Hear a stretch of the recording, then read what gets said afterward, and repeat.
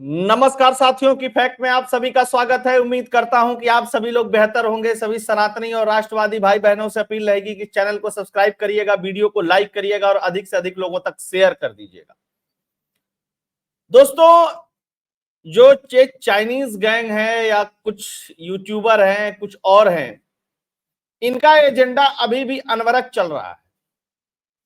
Agenda ये चल रहा है कि आज खेल हो जाएगा, परसों ये हो जाएगा, ये सत्ता में नहीं रहेंगे, इनको हटा दिया जाएगा, सरकार गिर जाएगी, दुनिया भर की बातें। और ये सब मन घड़ंत बातें हैं। और मजे की बात क्या है, 60 लाख, 70 लाख, 80 लाख लोग देख रहे हैं। पूरा माहौल बनाने की इन्होंने कोशिश की, चाहे वो राठी हो, चाहे और भी बहुत सारे लोग हों। माहौल बन नहीं पाया। लेकिन अब एक और माहौल बनाया जा रहा है कि किस तरीके से राहुल गांधी को एक स्थापित नेता दिखाया जाए। ये प्रयास किसकी तरफ से? कांग्रेस की तरफ से है। कांग्रेस के बड़े बड़े नेता मीडिया और अन्य लोगों को फोन भी कर रहे हैं कि राहुल गांधी को का एक्सपोजर जो है वो लार्जर देन लाइफ वाली बात है, उस तरीके से किया जाए। एनडी गठबंधन की जो मीटिंग हुई, उस मीटिंग में भी इस तरीके से प्रोजेक्शन था खड़गे साहब का कि ये जितनी भी जीत मिली है 233 सीटों पे विपक्ष को, ये सब कुछ राहुल गांधी की भारत जोड़ो यात्रा और अथक परिश्रम की वजह से मिला है। बाकी इसमें किसी का कोई रोल नहीं है। यही कारण रहा कि राहुल गांधी जितनी भी बातें कर रहे हैं वो मैं कांग्रेस ये कर दिया, वो कर दिया, उसकी बातें कर रहे हैं। कांग्रेस के लोग भी राहुल गांधी को प्रोजेक्ट कर रहे हैं। केवल इस बात से इनके जो अलायंस पार्टनर हैं वो नाराज हैं, जबकि ये सच्चाई नहीं है। राहुल गांधी ने प्रधानमंत्री नरेंद्र मोदी या भारतीय जनता पार्टी को बहुमत से नहीं रोका। रोकने का काम किसने किया? उत्तर प्रदेश में अखिलेश यादव ने रोकने का काम किया। अगर आप उत्तर प्रदेश की राजनीति जानते होंगे तो अमेठी और रायबरेली के बाद कांग्रेस की कोई हैसियत नहीं है किसी सीट पे। आज जितना कुछ जीते हैं वो समाजवादी पार्टी का उसमें महत्वपूर्ण योगदान है, या एक कह सकते हैं कि उन्हीं का वोट ही है। खेल देखिए, लेकिन अखिलेश यादव का नाम, अखिलेश यादव को क्रेडिट एक बार भी कांग्रेस पार्टी और राहुल गांधी ने नहीं दिया। दूसरी प्रॉब्लम है कि जब भी किसी मसले पे बात करनी हो तो इंडिया अलायंस बना है, राहुल अगर आगे आकर के लीड कर रहे हैं तो सारे नेताओं को क्रेडिट दे कि उत्तर प्रदेश में भाई इनकी वजह से, यहां पे इनकी वजह से, यहां पे इनकी वजह से। ममता बनर्जी पुरानी नेता है, घाघ नेता है, उनको पता था, इसलिए वो इंडिया अलायंस की मीटिंग में नहीं गई। बिहार, आज आप बताइए कि अगर बंगाल में बीजेपी की 6-7 सीटें कम नहीं होती और उत्तर प्रदेश में समाजवादी पार्टी 5 से और कांग्रेस पार्टी 1 से, तो कांग्रेस का तो कोई योगदान है नहीं, समाजवादी पार्टी का ही वोट है। अगर वो 37 तक नहीं पहुंचते, जो 32 सीटों का गैप आया है और उसके वजह से जो कांग्रेस सीटें जीती हैं, अगर वह नहीं होती तो आप बताइए कि पूर्ण बहुमत में कहीं कमी होती? आराम से मिल जाता। अब चलिए महाराष्ट्र में। महाराष्ट्र में उद्धव ठाकरे की वजह से और शरद पवार की वजह से कांग्रेस स्टैंड कर गई, लेकिन शरद पवार और उद्धव ठाकरे का नाम नहीं है। तो अलायंस पार्टनरों की भी अपनी राजनीति है। अगर सत्ता में रहने के बाद निगोशिएशन के लिए चंद्रबाबू नायडू और नीतीश कुमार भारतीय जनता पार्टी पे दबाव बना सकते हैं, तो क्रेडिट वार में अखिलेश यादव, ममता बनर्जी, शरद पवार, स्टालिन और उद्धव ठाकरे भी चाहते हैं क्रेडिट मिले, क्योंकि भैया राज्यों में चुनाव है और तंत्र का जहां तक मामला है तो उस तंत्र में चूंकि कांग्रेस बड़ी पार्टी है तो उसके पास तंत्र है, वो तंत्र में तो सफल हो जा रहे हैं। इनके पास इतना बड़ा तंत्र है नहीं कि ये सफल हो सके। ये नाराजगी लेकर के एनडी अलायंस की मीटिंग से सारे अलायंस पार्टनर अपने अपने स्टेट में गए हैं। यही कारण है कि अब इन लोगों ने भी प्रण ले लिया है कि राहुल गांधी और कांग्रेस का नाम नहीं लिया जाएगा जब अपने अपने राज्यों में अपने लोगों से हम लोग बात करेंगे।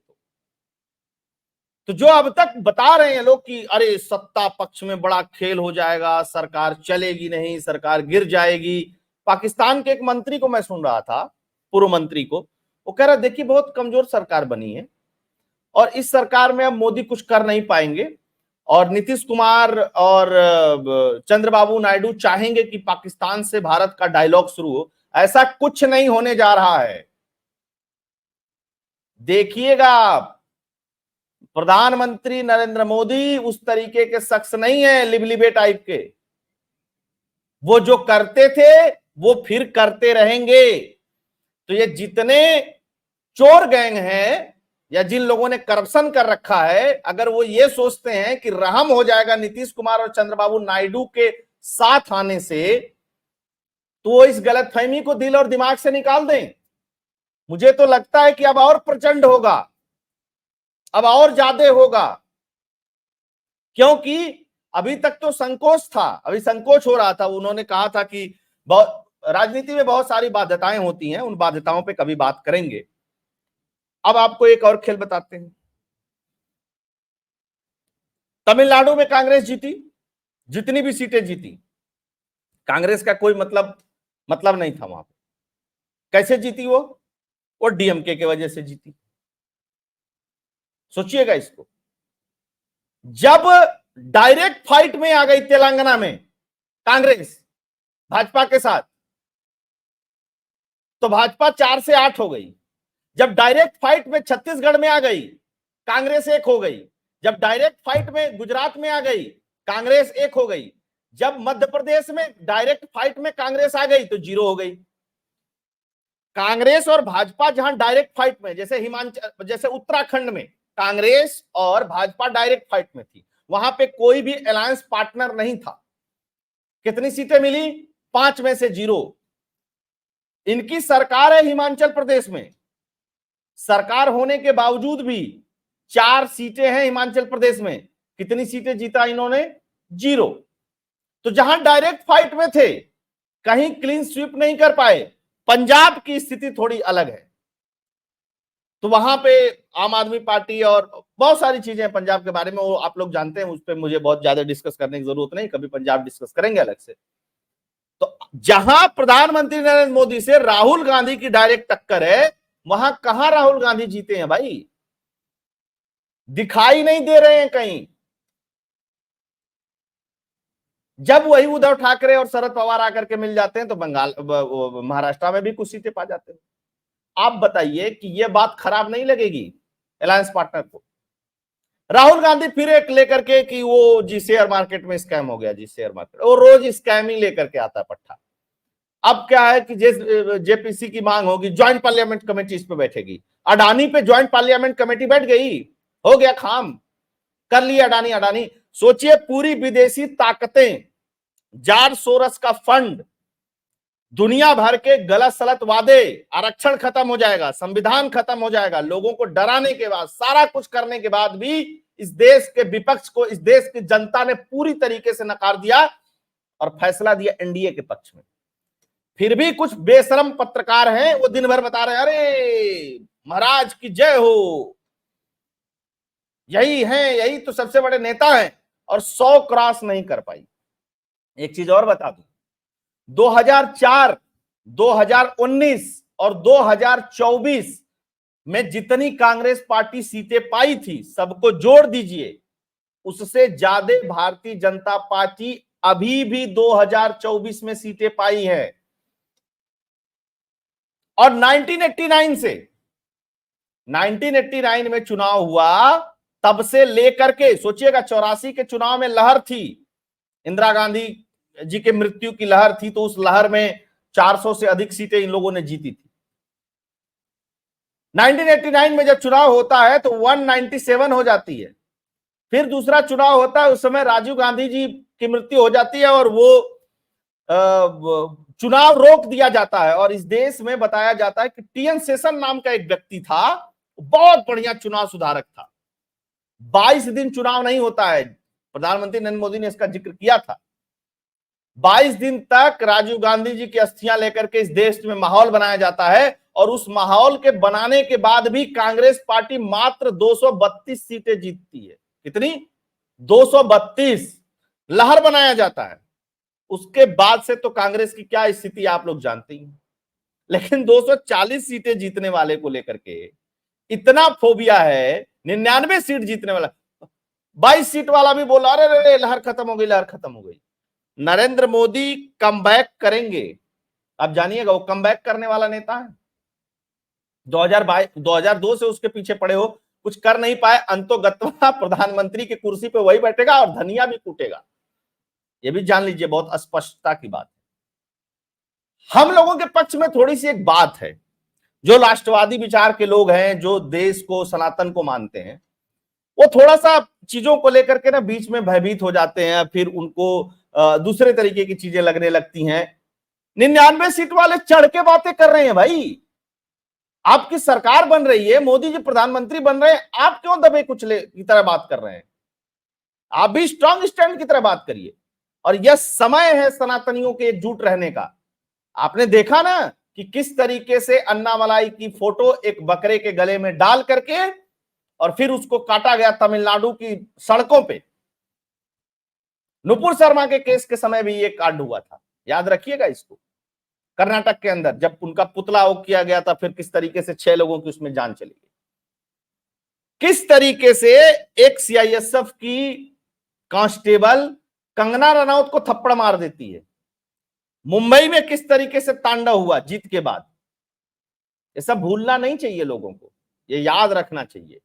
ये लोग संविधान और आरक्षण और इन सब चीजों के आड़ में जो व्यूरचना इस देश के अंदर रच रहे हैं, उसको विफल करने के लिए सनातनियों का एकजुट होकर के रहना जरूरी है। मैं बार बार क्यों कहता हूं कि चैनल को सब्सक्राइब कर लीजिए, कंट्रीब्यूट करिए चीजें, क्योंकि हम लोगों का जो इकोसिस्टम है, ये चीजें हैं और बातें हैं, वो बहुत कमजोर स्थिति में है।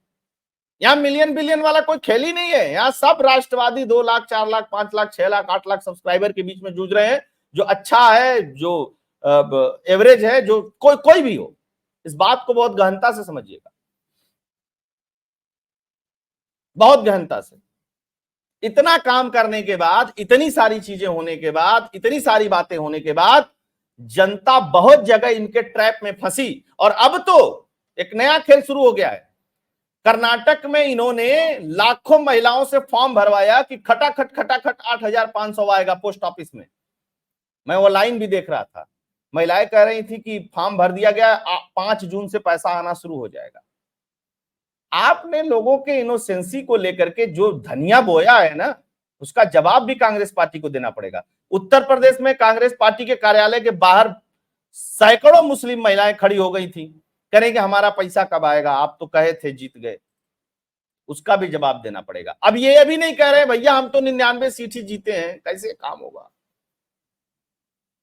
और उसके बीच में नया नया सिफुगा लेकर के चले आ रहे हैं। तो यहां पे राष्ट्र की बात है, यहां पे बात सनातन की है। आप बताइए, चुनाव जीत गए चाहे चुनाव हार गए, क्या आपने किसी भाजपा के व्यक्ति को उत्तराखंड में इस तरह करते देखा? पूरी सीटें जीती बीजेपी। क्या मध्य प्रदेश में इस तरीके से करते देखा कि राहुल गांधी का फोटो और बकरा इस तरीके से काट देना?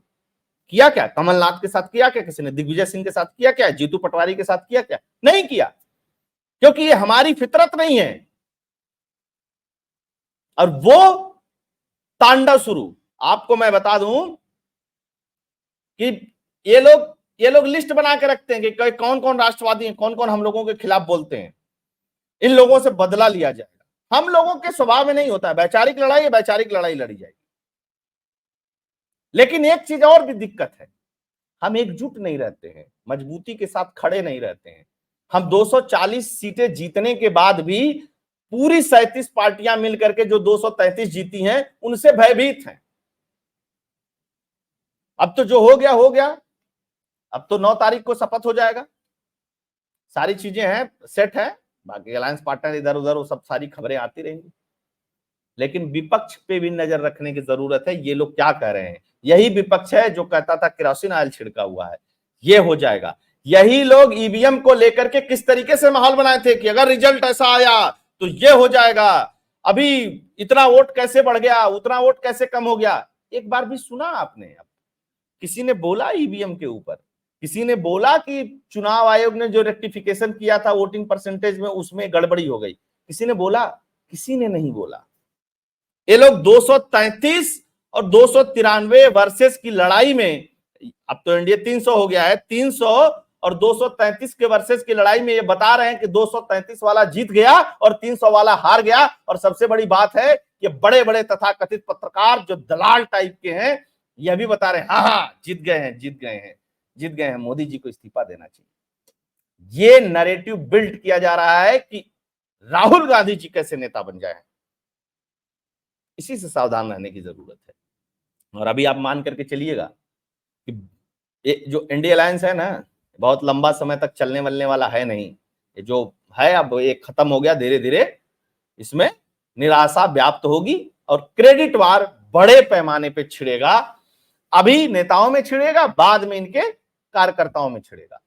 तो ये था विश्लेषण दोस्तों। होप आप लोगों को ये पसंद आया होगा। कंटेंट पसंद आया होगा तो आप लोग वीडियो को लाइक करिएगा, चैनल को सब्सक्राइब करिएगा और सब्सक्राइब करवाइएगा।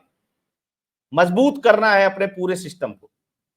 साथ के साथ आप कंट्रीब्यूट भी कर सकते हैं, डोनेट कर सकते हैं। डोनेट और कंट्रीब्यूट करने के लिए स्क्रीन पे फोन पे, पेटीएम का नंबर दिया हुआ है, आप जुड़े। बहुत बहुत धन्यवाद। जय हिंद, जय भारत, जय श्री राम।